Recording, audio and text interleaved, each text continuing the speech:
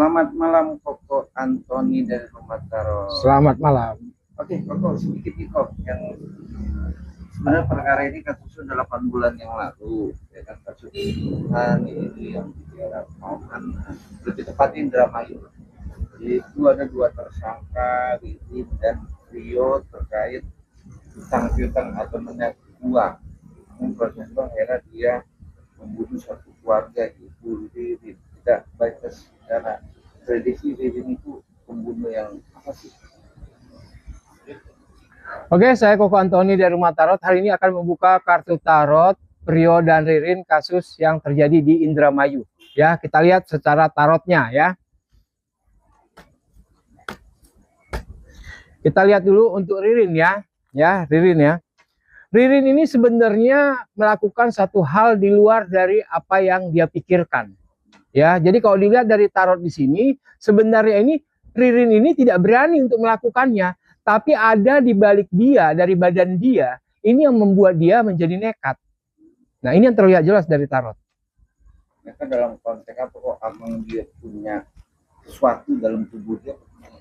Jadi dia posisi gini loh. Kalau dilihat dari tarot di sini, kehidupan dia ini ibaratnya sengsara.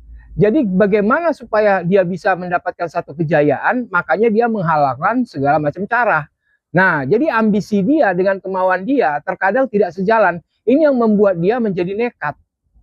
Tapi kan nekatnya itu dalam satu keluarga 5, yang di sini itu 5. Kalau dilihat dari tarot di sini, sebenarnya perencanaannya itu bukan semuanya mau dia bunuh. Ini terlihat jelas dari tarot. Tapi karena ketahuan, ya, maka mau tidak mau semuanya yang telah menyaksikan ini menjadi korban. Ini yang terlihat jelas dari tarot, ya. Tapi dalam kata terjadi pembunuhan sampai dia sekejam itu untuk menguburkan di dalam rumah, gitu. Gimana Pak? Ya karena di sini udah nggak ada jalan lain, ya. Karena dia udah tidak ada jalan lain. Ketika dia menghabisi, disitulah dia baru sadar bahwa apa yang dia lakukan ini udah salah. Makanya dia posisinya apa? Berpikiran yang tidak wajar. Makanya dia mencari ibaratnya amannya. Tapi di balik ini semua kan tidak segampang itu. Dalam proses dia membunuh itu memang terindikasi memang niat apa ada konteks yang lain? Ya kalau dilihat dari tarot di sini sebenarnya niat. Ya, hanya niat. Nah, itu dia. Niat dia. Memang dari awal niat dia memang sudah tidak bagus. Nah, jadi dia memang udah tahu apa yang harus dia lakukan. Makanya dia ibaratnya apa? Mau meminta tolong kepada orang-orang. Sebenarnya bukan ke Prio aja, sebenarnya banyak orang yang ditawarkan dia. Ya, tapi semuanya pada menolak. Nah, ini permainan kata-kata dari Ririn yang ibaratnya menjanjikan, tapi dia tidak menyebut untuk membunuh. Nah, ini yang terlihat jelas dari tarot. Tapi perilaku selama ini dia gimana? Karena dugaan dia juga tidak ada kerjaan, rugi. Apakah akhir dari itu dia bisa mencari duit dengan segala macam cara? Ya, makanya dia tidak memiliki selalu pola pikir positif ya. Jadi dia untuk membahagiakan diri dia berani untuk mengorbankan orang lain. Nah, makanya Ririn di sini melakukan hal ini sebenarnya menurut dia ini kayak seperti wajar. Jadi kayak bukan jadi suatu masalah besar buat dia. Nah, karena apa? Memang kalau dilihat dari tarot di sini, pola pikir Ririn sekarang ini memang udah nggak jelas. Udah nggak jelas. Bicara nggak jelas, Pak. Itu sudah kata konteksnya membunuh. Ada rasa ketakutan dia dibayang-bayangin nggak sih, Pak? Kalau dilihat dari tarot di sini, ketakutan dia dibayang-bayangi ini tidak ada. Ya, itu pun dia masih mencari celah agar dia bisa membela diri. Wah, ini luar biasa ini Ririn ini. Ya, jadi dia posisinya ini tidak ada penyesalan loh. Ini terlihat jelas dari tarot. Tapi dia mencoba untuk membela diri. Nah, ini bahaya ini Ririn ini. Tapi dalam kata-kata dia banyak alibi itu apa maksud alibi dia? Ya, alibi dia ini hanya untuk membela diri. Ini terlihat jelas dari tarot di sini. Jadi dia ini ibaratnya apa? Membuat sesuatu, suasana yang sudah tidak bisa mendukung dia ibaratnya apa? Membuka lembaran baru agar diri dia ini ibaratnya karena keadaanlah dia melakukannya. Padahal kalau dilihat dari tarot ini karena kesempatan. Nah, ketika ada kesempatan dan itu buntu buat dia, makanya dia melakukan. Tapi dalam prosesnya ada kami di belakangnya untuk dia melibatkan orang apa emang dia mau punya alibi atau mengapa? Ya ini jelas, dia ini mencari pembelaan diri. Nah, tadi makanya yang saya katakan tadi, kalau dilihat dari tarot yang tadi itu, mengatakan bahwa dia ini ibaratnya apa? Ingin menjebak. Nah, niat dia ini udah ingin menjebak. Sebelum dia melakukan kejadian ini, dia udah ingin menjebak. Nah, jadi dia ibaratnya mengorbankan diri dia, tapi menderitakan orang lain. Nah, itu dia. Tapi kan di situ juga ada pelaku juga namanya Prio. Awalnya dia ditangkap itu ada bahasanya dugaan dia menyeting ada orang lain lah di belakang. Memang ada tuh enggak? Kalau dilihat dari tarot sini tidak terlihat. Ya, ini udah akal-akalan daripada Ririn. Nah, itu dia. Jadi Ririn sebelum mengajak Prio, Prio ini sudah didoktrin. Nah, sudah didoktrin. Makanya ketika lepas doktrin itu dan Prio sadar, makanya dia mau mengakui kebenarannya. Ah, ini dia. Jadi Prio ini diiming-imingi, dikasih keselamatan, dibuat satu pertanggungjawaban dengan skenario Ririn. Inilah yang menjebak Prio dalam keadaan yang sudah terjadi. Ini Prio akhirnya membuka fakta sebenarnya di pengadilan ya. Ya, ketika dia sadar, maka dia baru membuka semuanya. Dan baru Prio di sini ada satu titik penyesalan. Kalau Ya. Ririn itu udah ada rasa ketakutan nggak? Ya, kalau namanya ketakutan sudah masuk. Udah mulai ada rasa ketakutan. Ya, tapi dia pun ibaratnya sudah pasrah juga. Nah, karena apa? Segala macam cara dia sudah coba, tapi tidak membuahkan hasil. Tapi kan kemarin udah sempat ditanya oleh kuasa hukum terkait kakinya katanya dipatahin itu hanya alibi juga.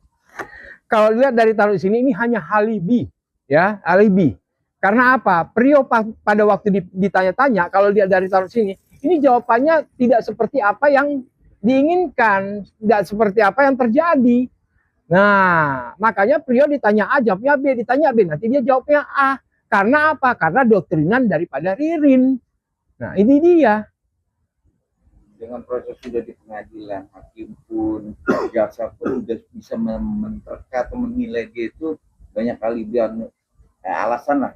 Poinnya ke situ kalau melihat dia. Ya sebenarnya dari hakim sendiri sebenarnya udah tahu ini kejadiannya, mau dibawa arahnya kemana pun sudah tahu. Karena dari penjelasan dari para saksi sekalipun ibaratnya udah menuju ke Ririn. Nah, makanya Ririn sendiri pun sudah tidak ada pembelaan. Nah, makanya dia hanya bisa pasrah. Dia mencoba semuanya itu jadi alibi yang dia percayakan agar orang bisa percaya. Ternyata tidak bisa. Kok ini jadi pertanyaan gubernur langsung turun tangan loh. ADM pertanyaan proses kasus ini yang sangat viral. Di sini juga ada namanya Aman Yani, kalau nggak salah Aman Yani itu lagi dicari juga kok secara prediksi kok ya kan, melihat Koko karena Koko juga nggak tahu siapa Aman Yani ini. Bisa dibaca kok Aman Yani posisi sekarang katanya sih dugaan udah nggak ada lah, tapi ada juga bilang ada masih hidup. Oke, kalau kita lihat dari tarot ya Aman Yani ya, ini dia posisinya juga korban dari Ririn. Nih, kalau lihat dari tarot, dia juga korban dari Ririn. Ya, ini udah ketutup dia. Nah, jadi dia korban pemanfaatan. Ya, kalau dilihat dari tarot di sini, jadi dia menggunakan kekuatannya si Ririn ini untuk mendoktrin orang. Makanya dia berani mengorbankan orang-orang yang percaya sama Ririn. Tapi Aman Yani ini kan juga lagi dicari loh, sampai sayembara loh 750 juta loh hidup atau matinya. Oke, kita lihat dari tarot ya. Aman siapa tadi namanya? Aman Yani ya. Kita lihat dari tarot ya. Ini sudah tidak ada. Ini sudah tidak ada. Mau dicari sampai manapun ini sudah tidak ada. Karena dia juga korban daripada Ririn. Ini terlihat jelas dari tarot. Ini prediksi dari tarot. Kosong. Karena kalau nggak salah itu terjadi 2024 atau 2000 berapa sampai sekarang tidak terdetek orangnya di mana.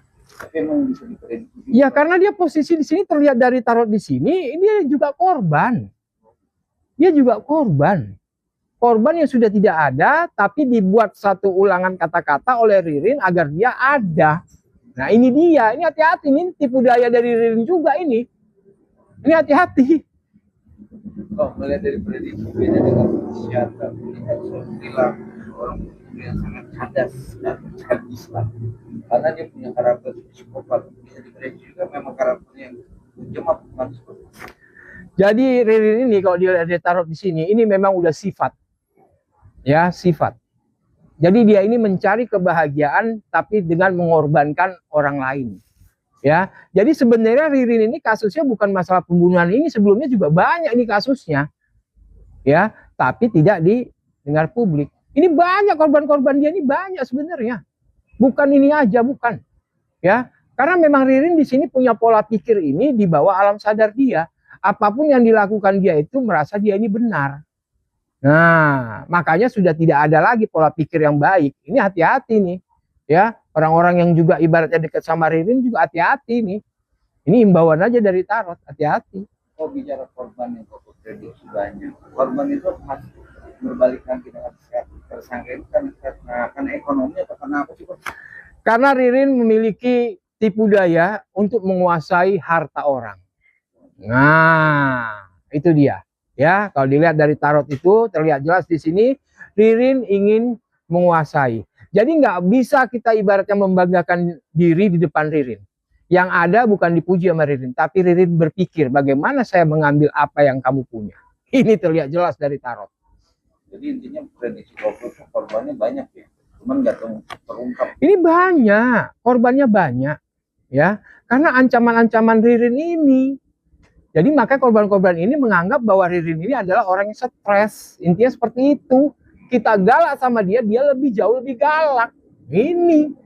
Tapi dari ekspresi mukanya santai-santai aja. Dia menipu diri sendiri. Ya.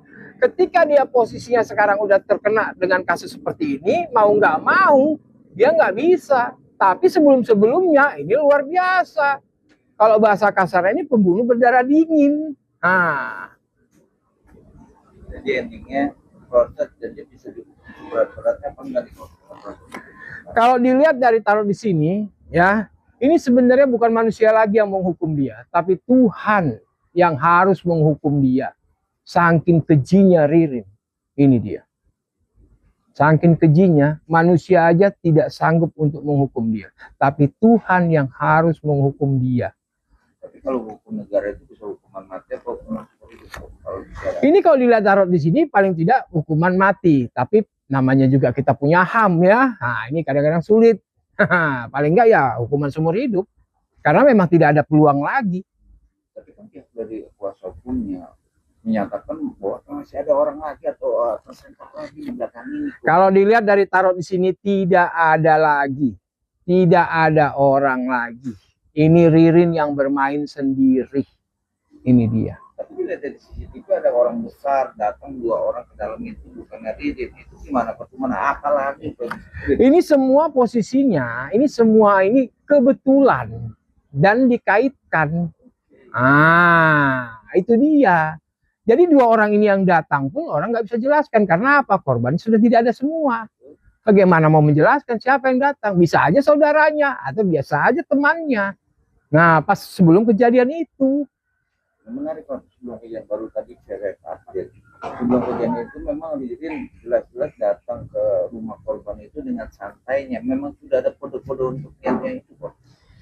Ya sebenarnya posisinya Ririn belum ada niat untuk membunuh pada waktu itu. Ya, belum ada. Tapi karena Ririn orangnya terlalu ambisi dan sudah dirasuki. Nah, ini bahayanya begitu. Sudah dirasuki, apapun yang menjadi kebenaran menurut dia itu benar, dia pasti melakukannya.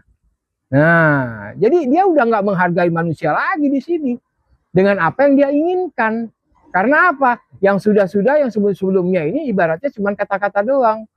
Ini yang membuktikan bahwa Ririn punya kuasa, bahwa orang bisa tunduk dengan kata-kata dia. Terutama juga memang kuasa hukumnya juga banyak dugaannya di prank dengan analisa bodoh di begini-begini. Bisa juga dikatakan gitu ya. Kita lihat dari kuasa hukumnya ya. Kuasa hukumnya ini sebenarnya hanya mengikuti keadaan. Ya, kalau hati nurani dari kuasa hukumnya sendiri, ini dia tahu sebenarnya. Ya, kita lihat dari tarot di sini. Ini jelas sekali terlihat. Makanya di sini kuasa hukumnya ini nggak bisa berbuat apa-apa, hanya bisa membela dengan keadaan yang ada, tidak bisa menciptakan narasi baru. Tapi dia sempat dia percaya dengan omongan seorang terdakwa itu bukan lakukan apa berbalik jadi Ririn ini ya bisa mencairkan suasana. Nah, dia bisa bersedih-sedih hanya minta bantuan kepada orang lain dan orang lain pun ibaratnya bisa bantu dia. Nah, ketika dia bantu, ya ketika ditagih ini garaan si Ririn. Dan akhirnya orangnya pun melepaskan, ya udahlah saya ikhlaskan. Ini kejadian ini sering, sebelum kejadian pembunuhan ini sering terjadi sama Ririn. Karena siapapun yang bisa dia bohongi, siapapun yang bisa dimanfaatkan sama dia pasti kejar terus. Ini. Tapi tujuannya memang begitu kalau sakti itu. Ya, cuman duit doang. Ini terlihat. Ya. Karena memang Ririn ini punya kapasitas pola pikir ini nggak bisa bekerja punya. Hanya memanfaatkan keadaan. Nah, ketika dia lihat orang ini ada, dia dekati, dia tempel terus. Akhirnya terkuraslah harta-hartanya. Nah, sampai. Oh, tapi kan dilihat dari, ini menarik Pak untuk kita. Yang satu lagi juga sebelum dipanggil, dia juga ada kerjaan, tapi dipanggil bos loh di rumah. Karena dia posisinya pintar bicara. Ah, dia pintar bicara. Ya. Makanya hati-hati juga nih buat kita orang-orang ya. Jangan selalu ibaratnya menghargai, mengagumi orang yang pintar bicara. Hati-hati. Sekarang ini semuanya itu ada maksudnya. Nah, sama kayak Ririn. Saya kenal dengan ini. Orang yang punya kuasa pun, wah hebat juga ini Ririn ya. Padahal nggak ada kenal, cuma jual-jual nama doang. Ini terlihat jelas dari tarot. Jadi, kalau gue sebagai prediksi melihat karakter jiwaan seorang Ririn itu juga memang ini pembunuhan yang paling kejam yang pokok prediksi sebagai paranormal. Ini sebenarnya ini pembunuhan yang paling kejam, yang mana bahwa orang yang tidak ada kaitannya dengan dia tega juga menghabisi. Ya, 5 tahun, itu dia. Ya, kalau katanya kalau ada satu hubungan percintaan pasangannya dibunuh, itu dia hal biasa. Karena ada sakit hati. Sedangkan di sini ini tidak ada. Sampai dia ini nggak mandang mau besar mau tua apa segala macam. Dia habisi. Jadi ini memang kasus Ririn ini kasus yang paling luar biasa. Yang selama ini saya baca dari tarot saya. Makanya saya bilang, ya manusia tidak bisa menghukum dia. Hanya Tuhan yang bisa menghukum dia.